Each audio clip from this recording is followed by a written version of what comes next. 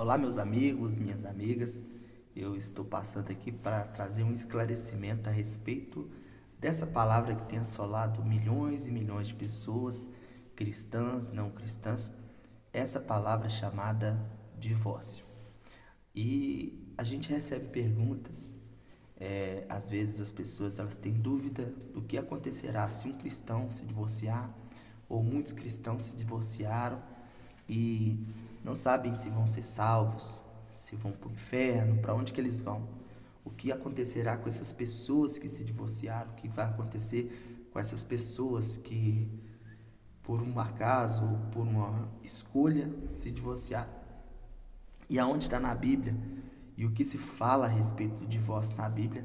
Eu quero esclarecer isso aqui em rápidos minutos, ok? A palavra do Senhor em Deuteronômio 24, versículo 1 diz assim, olha: quando um homem tomar uma mulher e se casar com ela, então será que, se não achar graça em seus olhos, por nela achar coisa feia, ele lhe fará escrito de repúdio e lhe dará na sua mão e a despedirá da sua casa.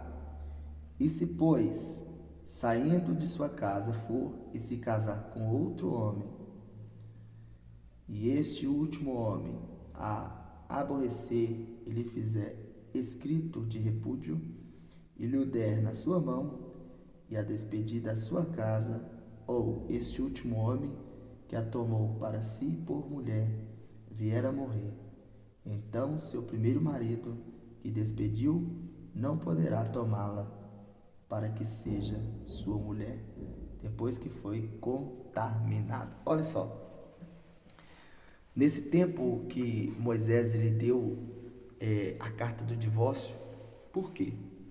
Porque estavam havendo muitos casamentos destruídos, não por falta de amor, mas por falta de compatibilidade, e estava muito comum o divórcio o repúdio naquele tempo.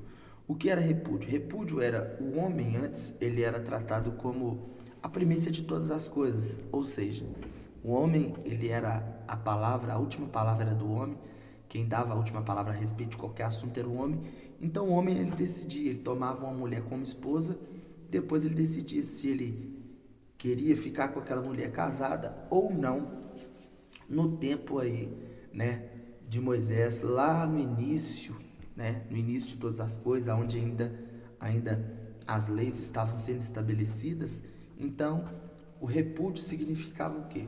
O repúdio, o cara não queria mais ficar com a mulher, dava para ela uma carta repudiava ela voltava para a casa da sua mãe e não poderia se casar. Então, naquele tempo estava amontoando uma quantidade enorme de mulheres nas casas sem poderem casar. Então, o que Moisés fez? Para que essas mulheres continuassem com a vida digna e pudessem se casar novamente, pudessem constituir família, então o que Moisés fez? Moisés então assinou essa carta chamada divórcio. E de Moisés até Jesus, então ele vem e traz um outro texto bem avassalador. Esse texto é o texto que coloca medo em todas as pessoas. A maioria das pessoas tem pavor de falar a respeito desse texto, tem pavor a falar a respeito desse tema. Por quê? Porque Jesus ele foi enfático em dizer algo aqui dentro desse texto que eu quero falar e quero também expressar aqui algumas claridades a respeito desse texto, ok? Está escrito assim, olha, também foi dito, qualquer que deixar a sua mulher, dê-lhe carta de desquite ou de divórcio, eu porém vos digo que qualquer que repudiar sua mulher, a não ser por causa da prostituição, faz que ela cometa adultério, e qualquer que casar com ela, com a repudiada, comete adultério. Outro sim, ouviste que foi dito aos antigos, não perjurarás, mas cumprirás teus juramentos ao Senhor. Eu, porém, vos digo que, de maneira nenhuma, jurareis, nem pelo céu, porque é o trono de Deus. Olha só, Jesus ele vai dizer que o casamento ele é único, o casamento ele é sólido e qualquer pessoa que se divorciar, a não ser por motivo de prostituição, ou seja, um motivo de adultério, e se casar com outra pessoa, vai cometer adultério, vai continuar adulterando, adulterando, adulterando. E o que que pega aqui? O que pega aqui é o pecado chamado iniquidade. Ou seja, qual que é esse pecado chamado iniquidade? É aquela coisa que eu faço sabendo que eu estou pecando. E hoje muitos cristãos se divorciaram. Muitas pessoas desviaram da casa do Senhor, desviaram da igreja depois que se desviaram e perderam a essência, desanimaram. Muitas pessoas estão pensando que vão para o inferno porque se divorciaram, por causa desse texto, por causa de algumas crenças e valores também que foram colocados dentro desse texto. E eu não estou aqui para dizer que eu sou melhor do que absolutamente ninguém, mas eu quero trazer paz para alguns corações, eu quero trazer uma nova direção para alguns que estão perdidos, para alguns que estão fora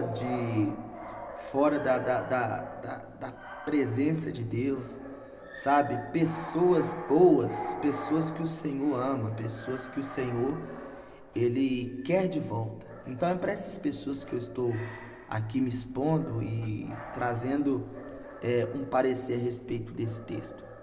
Então, a palavra do Senhor diz que as pessoas que cometem fornicação, adultério, elas não vão herdar o reino dos céus. Mas entenda uma coisa, meus amados irmãos. Perdão, o celular acabou caindo aqui do lugar. Mas entenda uma coisa. Jesus ele falou a respeito desse texto, mas nós temos que compreender algo. Quando há o arrependimento, não vai haver repetição do ato. Lembra que Davi, ele adulterou com Betseba e ele teve uma consequência e Deus perdoou ele e ele foi chamado de homem segundo o coração de Deus. E ele era um adúltero, ele era alguém que adulterou, ele pegou uma mulher que era casada. Depois disso, ele matou aquele homem. Além dele matar aquele homem, ele engravidou aquela mulher. E depois de tudo isso, o que aconteceu? Deus então permitiu que aquela criança que foi gerada morresse e ele foi confrontado a respeito daquilo que ele fez. E uma coisa que é tremenda é que houve um perdão genuíno no coração de Davi. Houve um perdão genuíno da parte de Davi. Por quê? Porque nunca mais você vai ver Davi matando ninguém, nunca mais você vai ver Davi tirando a mulher de ninguém, matando ninguém e casando com outra mulher a não fosse dele. E o que eu quero dizer com isso? Que se você se divorciou e as pessoas falaram que você vai para o inferno, que não tem mais jeito para você, que Deus não perdoa você, que você não é mais útil para Deus, isso é uma grande mentira.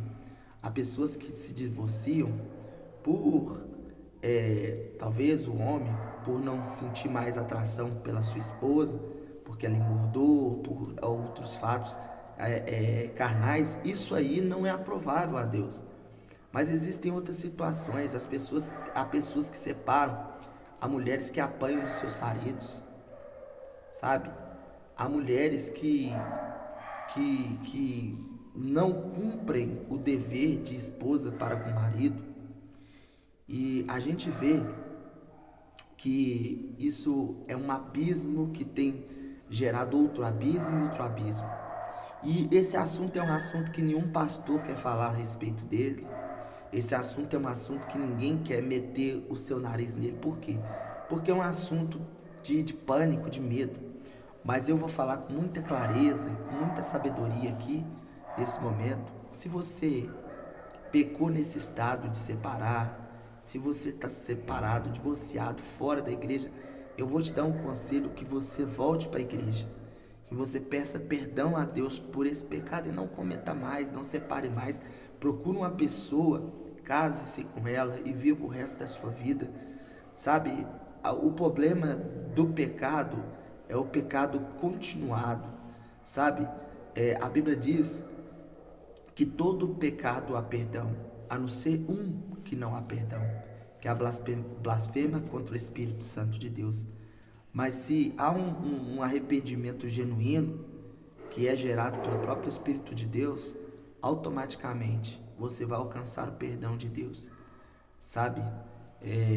Talvez você pensou que acabou tudo, que não há mais jeito para sua vida, para sua história, mas eu estou dizendo para você que ainda há jeito para você que porventura divorciou ou fez algo ou saiu.